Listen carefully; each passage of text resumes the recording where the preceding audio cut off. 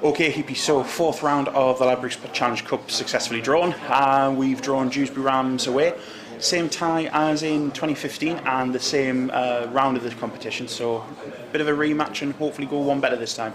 Yeah, looking forward to it. I called it yesterday actually. We had a bit of a chat with the different people in the club and I called it, so some of them owe us some money for that, I'm sure. But certainly looking forward to it.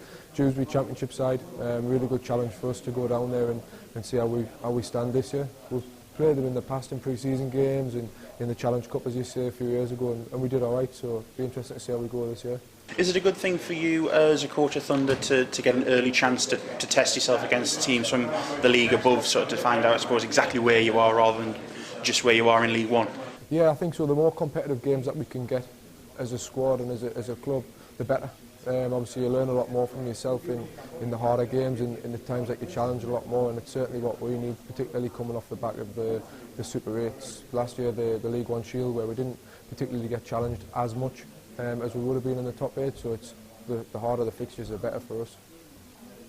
And you mentioned in there hard fixtures in the Challenge Cup, ably demonstrated by last weekend against Workington.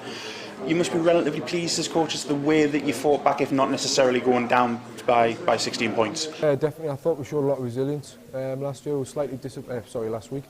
We were slightly disappointed with the first half.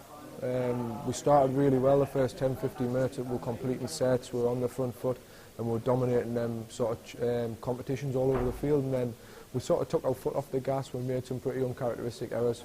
And we went 16 points down, but we dug in really well, got that score just before half time, and then I thought second half we played extremely well, completed our sets well, got into good areas, and were quite smart with the ball in patches as well. And one of your main areas of responsibility is the attack, so how is that going to evolve over the next coming weeks, going from the back end of winter with some of the poor weather into the traditional league season of summer?